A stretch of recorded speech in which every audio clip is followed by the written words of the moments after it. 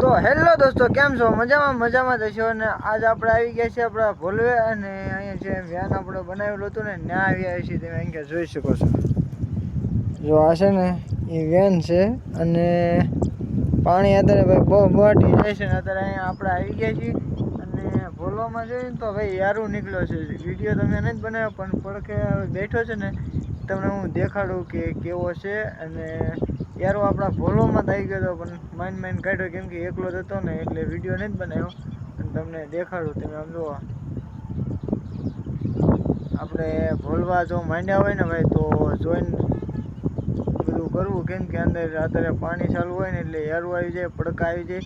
અને મારા ભોલોમાં આવી ગયો પડખે બેઠો છે અત્યારે કેમ કે આમથી આવ્યો હોય ને ભોલવામાં આડોળો વીટવાઈ ગયો હોય ને એટલે થાકી ગયો છે તો બેઠો છે. તો તમને દેખાડું. આમ જુઓ અહીંયા છે ને સામે તમને દેખાતું હોય તો જરીક આમ થોડું ટપકું થાય છે. જુઓ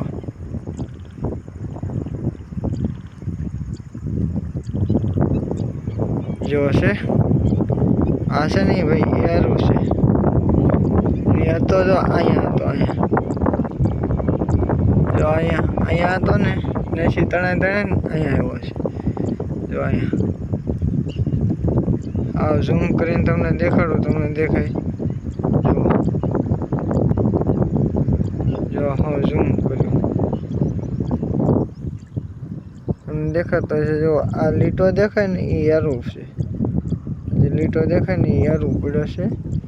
અને અહીંયા હવે આપણે આવી ગયા છીએ અને હવે હાંજ પડવા આવી છે તો આખી હવે જવાનું છે આપણા ઘરે ભાઈ.